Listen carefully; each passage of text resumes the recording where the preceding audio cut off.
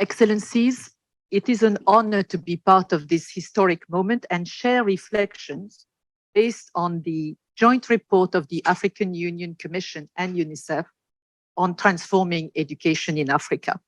Let me start with a few numbers.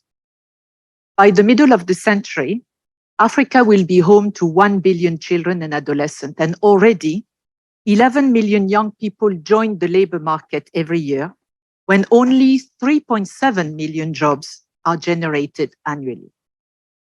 The growing and young population urgently needs quality education, adequate skills, and opportunities for their own development and to contribute to continued progress in Africa. Over the past 2 decades, Africa has improved access to education. The number of primary school-age children that do not attend school has been reduced by half. The number of children entering secondary school has more than doubled. This progress is due to decades of commitment and action by African leadership. But Excellencies, challenges remain. First, 105 million children of primary and secondary school age are still out of school. Second, the COVID pandemic and conflicts have led to thousands of school closures. And in a recent continental survey, over 500,000 young Africans told us that they stopped learning or earned less due to COVID measures. 4 out of 5 adolescents do not finish secondary school.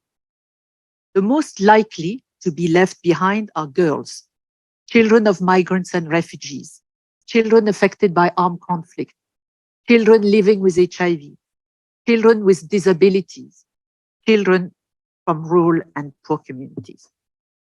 The AU UNICEF report reveals that in sub-Saharan Africa alone, only 1 out of 10 children can read or understand a simple text by the age of 10. So many are not acquiring adequate skills to access essential services or information.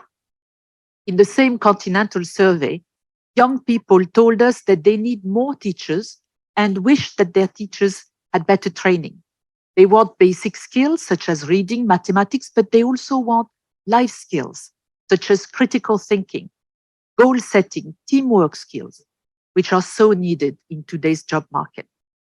The challenges seem daunting, but they can be overcome with ambition, acceleration, and investment. Business as usual is not an option. And so what would business unusual require to transform education in Africa? Here are some ideas, some already mentioned by the distinguished speakers of the opening session. First, putting African children and youth at the center of all solutions.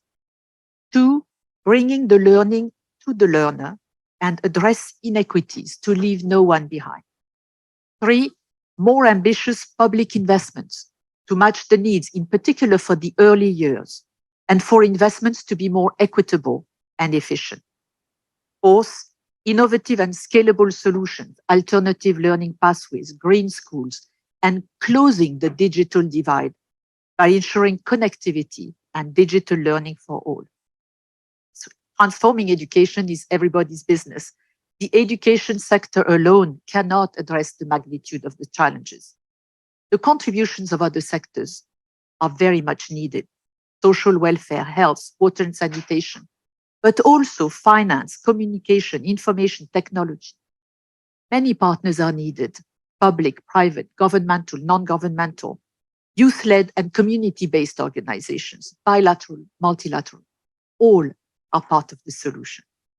Excellencies, you can count on UNICEF to be part of this exciting journey, together with the African Union and our partners, to transform education in Africa. I thank you for your attention.